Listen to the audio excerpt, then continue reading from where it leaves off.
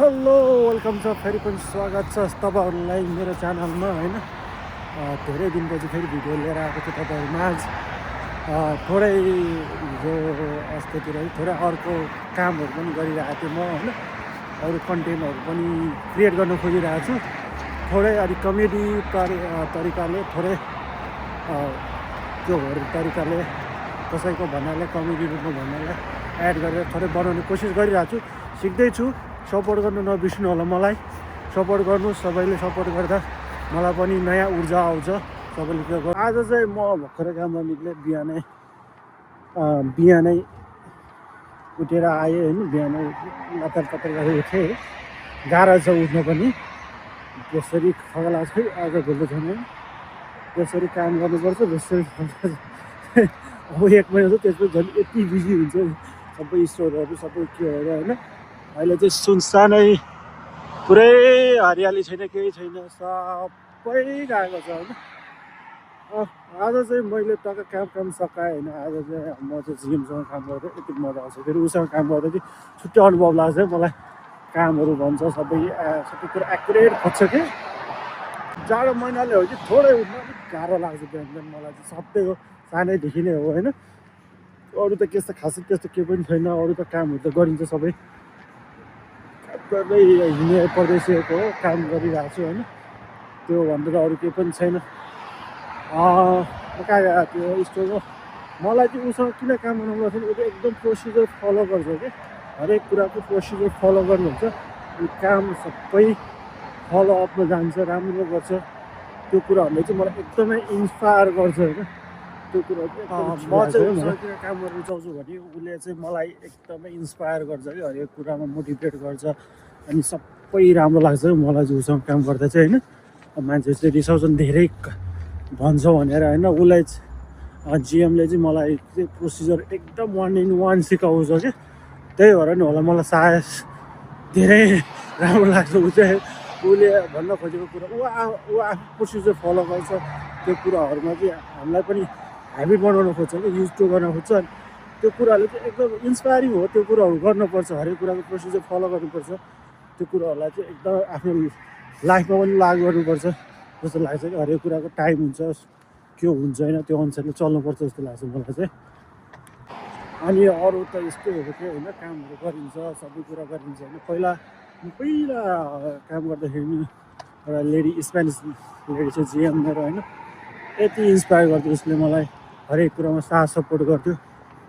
मान्छे राम्रो छैन हो। सबै कुरा सबै यहाँ एकदमै राम्रो लाग्छ मलाई। त्यो कुराहरूमा चाहिँ सपोर्टिभ हुने के हुन्छ। काम बिग्रिन्छ नबिग्रिँदैन, गाली पनि खाइन्छ। तर गाली पनि कुन भाषामा खाइन्छ, कुन तरिकाले खाइन्छ त्यस पनि भर पर्छ नि त होइन। अलिकति त्यो कुरा नि राम्रै मुखले यसरी होइन यसरी गर, गाली नै गरे पनि नराम्रो बोल्यो नि राम्रो सुनिन्छ कि। त्यो कुरा अब झर्केर बोल्यो भने अब गयो। त्यहाँ मान्छे छेउछाउमा बस्न सक्दैन। त्यही त नि हामीलाई त्यही कुराहरू सिकाउँछ, मोटिभेट गर्छ। एकदमै राम्रो लाग्छ कि। एउटा कुरा म चाहिँ है तपाईँहरूलाई के सोध्न चाहन्छु। मलाई यो क्यामेरा होल्ड गर्ने तरिका सिकाइदिनुहोस्। कसैलाई यदि थाहा छ भने भ्लगिङ गर्ने, म चाहिँ भर्खर न्यू ब्लगर हो। तपाईँहरूले यो कसैलाई थाहा छ भने यो कुरा चाहिँ भनिदिनु मलाई। कसैले मेन्सन गरेर हुन्छ कि चाहे कमेन्ट डाउन गरेर हुन्छ कि। त्यो कुरा चाहिँ भनिदिनु नबिर्सिनु है गाइस। अरू कुरा त अब भन्दै रहनु म तपाईँहरूलाई। आज चाहिँ कामको बारेमा के भनौँ भनेर हो, त्यही भन्दैछु म पनि।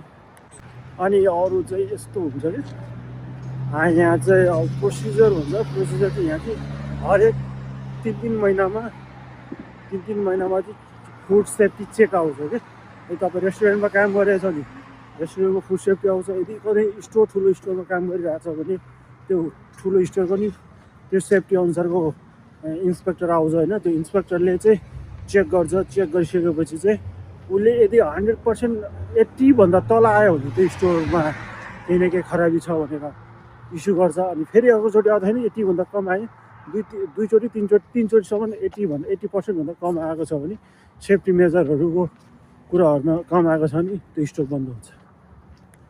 त्यस्तो हुन्छ कि यहाँ चाहिँ। त्यो कुरा चाहिँ मलाई चाहिँ नेपालमा पनि लागु हुनुपर्छ जस्तो लाग्छ। सेफ्टी मेजरलाई चाहिँ एकदमै ध्यान दिनुपर्छ। जस्तै हामी खाना खान्छ रेस्टुरेन्टमा गएर होइन, ध्यान नदिने होइन, दिन्छौँ हामी नेपाली पनि। तर त्यो चेक पनि हुनुपर्छ जस्तो लाग्छ कि। त्यसले चाहिँ एउटा के हुन्छ नि एउटा के हुन्छ भने त्यसले चाहिँ हामी आफैमै त्यो के हुन्छ भने अब प्रोसिजर फलो गर्ने ठाउँमा पुगिसकेपछि त्यो प्रोसिजर फलो हुन्छ जस्तो लाग्छ मलाई चाहिँ। त्यो कुराहरू गर्नुपर्छ जस्तो लाग्छ। अब मलाई चाहिँ अब मैले अब बालेन्साले एक दुईचोटि गरेँ जस्तो लाग्थ्यो भर्खर मेयर हुनु बेला। त्यसपछि अलिक स्लो डाउन भएको हो कि अब त्यो न्युजै नआएको हो कि होइन। सुरुमा चाहिँ भेटा न्युज आइरहेको थियो, कुनै रेस्टुरेन्ट चेक गरेको, हस्पिटलको क्यान्टिनहरू चेक गरेको न्युजहरू चाहिँ आएको देखेको थियो। अनि अन्त हाम्रोमा नभएको होइन, विभाग सबै छ तर काम गर्दैन कि त्यो प्रब्लम भएको। मेरो पछाडि देख्दै गरेको चाहिँ अपार्टमेन्ट हो। यहाँ चाहिँ अपार्टमेन्टहरू हुन्छ त्यो अपार्टमेन्टहरू छ, बेन्ट्री भन्छ, बेन्ट्री अपार्टमेन्ट हो। यहाँ चाहिँ राम्रो छ भन्छ क्या, त्यस्तो कसैले राम्रो छ भने कसैले राम्रो छैन भन्छ। त्यसमा नजाऊ होइन, त्यो अपार्टमेन्ट कस्तो होला म बस्न गएको छु होइन। म आफूलाई बसेपछि त्यसमा सेटिस्फाई हुन्छु भने त्यो अर्को कुरा होइन। तर म चाहिँ कस्तो मान्छे हो भने जुन छ भने एडजस्ट गरेर बस्न सकिन्छ, बस्न खान। मलाई त्यस्तो परवाह छैन।